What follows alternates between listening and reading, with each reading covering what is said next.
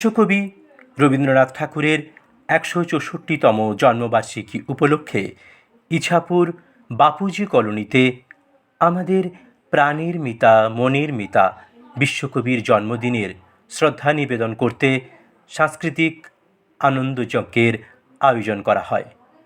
পরিচালনায় ছিল ইছাপুর আঞ্চলিক রবীন্দ্র জন্মোৎসব কমিটির সভ্যবৃন্দরা এবং বিশিষ্ট কবি সাহিত্যিক প্রাক্তন শিক্ষক সমীর চক্রবর্তী মহাশয়।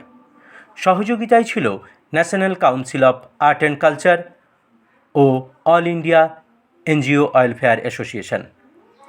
বিশেষ অতিথির আসন অলঙ্কৃত করেন সমাজবিজ্ঞানী ডক্টর তাপস কুমার দে, অশোক চক্রবর্তী, কৌশিক পাল, সুশান্ত পাত্র, সঙ্গীতা ঠাকুর, ইন্দ্রাণী গাঙ্গুলি, অনুরাধা রায়, সম্রাট চক্রবর্তী প্রমুখ। দক্ষিণা বাতাস এবং কথাবাহারের অনবদ্য নিবেদন তথা নিক্কন এবং সংকল্প গ্রুপের নৃত্য শ্রোতাদের মুগ্ধ করেছে। অনুষ্ঠানটির বিশেষ এবং গুরুত্বপূর্ণ উপস্থাপনা ছিল স্পেশাল চাইল্ডদের একক এবং দলগত নৃত্য পরিবেশনা। ভেনু অফ স্মাইলের কর্ণধার জুহির ব্যবস্থাপনায় এ ধরনের নিবেদন প্রভাতী কবি প্রণাম অনুষ্ঠানটিকে আরও বেশি উজ্জ্বলময় করে তুলেছে।